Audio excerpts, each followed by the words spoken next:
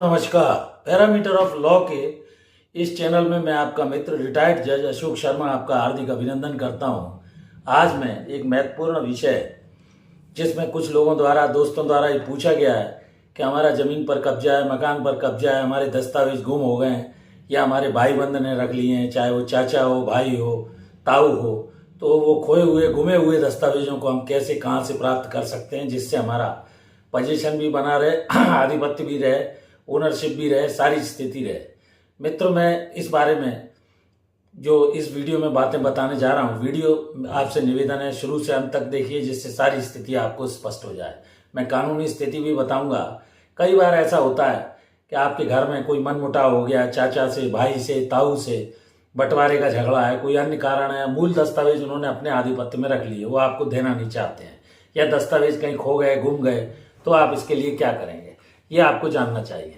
कोई भी जो ऐसे दस्तावेज हैं, प्रॉपर्टी के हैं, जमीन के हैं, चाहे वो सेल डीड हो, चाहे वो गिफ्ट डीड हो, चाहे वसीयत हो, चाहे कोई अन्य दस्तावेज हो, जो भी आपके जहाँ से आपने रजिस्ट्रार वगैरह के यहाँ रजिस्टर करा रखे हैं, तो खोए हुए संपत्ति के जो भी दस्तावेज हैं वो आपको कैसे प्राप्त हो सकते हैं ये मैं बताने जा रहा हूँ। कब्जा होना और ओनरशिप होना ये अलग अलग बात है। असल दस्तावेज जब तक आपके पास नहीं होंगे, ना तो आप सेल डीड वगैरह, चाहे वो आपको कहीं लोन लेना है, प्रॉपर्टी बेचनी है, मूल दस्तावेज का होना बहुत अत्यंत आवश्यक है। किसके पोजीशन में ये प्राप्त करने के लिए अगर आप बोलते हैं और वो नहीं देता है आपको, तो इसके लिए आप जो आपके एरिया के सब रजिस्ट्रार हैं वहाँ एक आवेदन भी दे सकते हैं। इसके पहले आप जमीन के कागजातों को कैसे प्राप्त करें मैं प्रोसेस बताता हूँ। तो ये आप सबसे पहले तो एक संबंधित जो निकटतम स्टेशन है, पुलिस स्टेशन, अब तो EFIR का भी प्रचलन है, 0 FIR भी, आप वहाँ पुलिस थाने को सूचना देंगे, मेल से भी दे सकते हैं, खुद भी लिखित भी दे सकते हैं, फॉर्मल कंप्लेंट करनी पड़ेगी आपको, ऐसे ऐसे ये दस्तावेज इस फलाना प्रॉपर्टी के थे जो कहीं गुम गए हैं या मेरे चाचा, भाई, भतीजों ने ले लिया हो, वो मुझे मांगने पर नहीं दे रहे हैं। दूसरा, EFIR और गूगल पे भी आप सर्च करके घर बैठे भी कर सकते हैं, टेक्नोलॉजी के हिसाब से, या किसी से करा सकते हैं।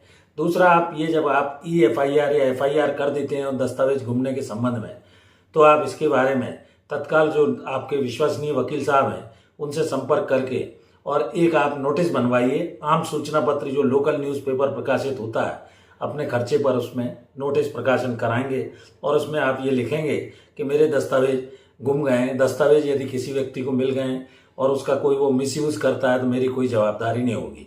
लोकल न्यूज़पेपर में 1-2 में जब ये प्रकाशन आप दे देंगे तो वो आपके लिए आगे बेनिफिशियल होगा। तीसरा जो है, आप प्रॉपर्टी के लिए रजिस्ट्रार के यहाँ एक आवेदन इन दस्तावेजों को लगाकर FIR की कॉपी, जो नोटिस पब्लिकेशन आपने जनरल न्यूज़पेपर में निकलवाया, लोकल न्यूज़पेपर में, फॉर्मल एप्लीकेशन विद डिटेल सारी, ये प्रॉपर्टी है अमुक अमुक नंबर की, ऐसे ऐसे मेरे दस्तावेज, सेल डीड थे, जो कुछ भी दस्तावेज हैं, और वो आप एक रिक्विसाइट फीस पर डॉक्यूमेंट्स को लगाकर आप अप्लाई करते हैं तो 15 से 20 दिन, महीने भर के अंदर आपको एक जो दस्तावेज गुम गए हैं इसकी सर्टिफाइड कॉपी मिल जाएगी। तो इस तरह आप खोए हुए संपत्ति के दस्तावेजों को पुनः प्राप्त कर सकते हैं, चाहे वो आपके भाई ने, चाचा ने, ताऊ ने, कोई रिश्तेदार ने दबा लिए हैं या कहीं गुम हो गए हैं। तो ये ओरिजिनल डॉक्यूमेंट आपके पास होना जरूरी है। वो सर्टिफाइड कॉपी मिलेगी, वो भी ओरिजिनल के समान ही होगी, और उससे आप चाहे तो कहीं मॉर्टगेज, लोन, सेल वगैरह करना है उस प्रॉपर्टी को, तो वो सब आप कर सकते हैं। तो मैंने ये सरल भाषा में आपको जो दस्तावेज गुम जाते हैं, खोए हुए संपत्ति के दस्तावेज, लॉस्ट प्रॉपर्टी डॉक्यूमेंट के संबंध में ये जानकारी दी। वीडियो कैसा लगा, जुड़े रहिए पैरामीटर ऑफ लॉ चैनल से। मैं छोटी छोटी जानकारियां आपको इस चैनल के माध्यम से उपलब्ध करा रहा हूँ, और मेरा यही प्रयास है कि आप छोटी छोटी कानूनी जानकारी को जानें। Ignorance of law is no excuse कहा गया है, कानून नहीं जानना ये आप बहाना नहीं ले सकते। ऐसी जानकारियों को आपको जानना चाहिए। हर व्यक्ति को, देश के हर नागरिक को ऐसी जानकारियों को जानना चाहिए, तभी वो आसानी से अपने जीवन को आसानी से निकाल सकता है। जुड़े रहिए इस पैरामीटर ऑफ लॉ चैनल से। एक और अनुरोध, मेरी धर्मपत्नी श्रीमती अर्चना शर्मा का भी यूट्यूब पर एक चैनल अर्चनाज RT हब के नाम से है, कृपया उस चैनल को भी सब्सक्राइब करें, वीडियोस देखिए, लाइक कीजिए, शेयर कीजिए। इस वीडियो में यहीं तक। धन्यवाद, मैं आपका आभारी हूँ। नमस्कार।